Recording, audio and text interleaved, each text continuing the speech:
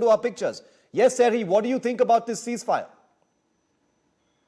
Well, it's very hard to talk right now. I saw the images of Kharkov, of Sumy, of Chernihiv. I saw yesterday's images from Irpin and Bucha. It's terrible. It's horrible. It's unbelievable that in 21st century could happen such a disaster. Disaster caused by one guy with his one crazy ambitious, and I hope that NATO will close the sky, and I hope that India, as India Prime Minister called to our president, will also be engaged in this process. And India is a great big country. Many Indians are in Ukraine. Many Ukrainians visit India. We have lots of connections and cultural things together, and we need to stay together. And I hope it will help us. It will. In fact, Serhi, the Indian Prime Minister has just spoken to President Zelensky for 35 minutes just now. They just finished a 35-minute phone call where they talked about working together to try and bring about peace. India has also put pressure on Russia, for a possible ceasefire. But like you rightly said, even though the ceasefire has been announced, many places are continuing to be attacked, including, the places surrounding Kyiv, like Hostomel and Irpin. We saw, our reporters were there on the ground yesterday during the rocket attacks and the shelling. So those attacks are continuing despite the ceasefire. That's what you're saying. Yes, absolutely right. And nobody cares about the children who are dying right now, dying yesterday and the days before. All this blood on the Russians army, on the Russian troops, which don't care about everything which is going on for them. Hard to say. Sorry for this. For the moment, hard to say something.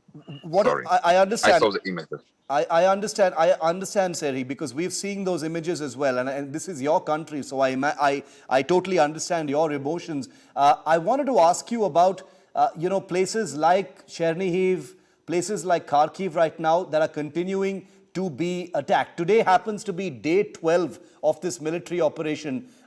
From your networks, are you saying that the damage is going up? More and more bombing is happening right now in these cities?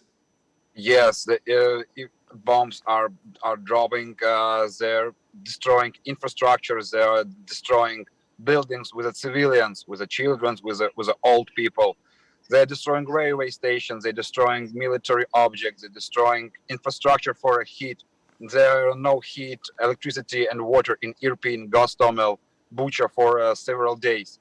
And our army trying to evacuate as much people as they can to the safe places. But it's very hard to do because the Russian army didn't give a green corridor for this evacuation, and all this happening right now under the rocket attack, under the Air Force attack, etc., etc. What do you think is going to happen next in Kyiv, Serhi? The attacks that have been taking place have been happening very close to the city, 20 to 25 kilometers away. Many people believe that, the Irpin, Hostomel area is the final kind of gateway before the path is cleared for the Russians to actually get into Kyiv and besiege the city. Do you think that's what's going to happen next? I don't know the plans of these crazy Russians for right now. What we see right now, yes, it sounds to be like a true, but I hope that something will happen good. That NATO will close the sky. There will be no rocket attack, but we all understand that it's geopolitics.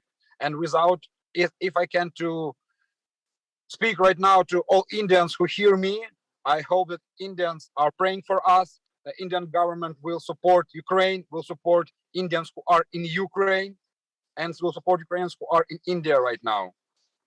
India is a big country, and it's had enormous resources to explain for Putin, for the rest of the world, why we should stop him and why we should close the sky above the Ukraine. Because this is a safeness of the not only Europe but of all Eurasia. That's what I can say. Okay.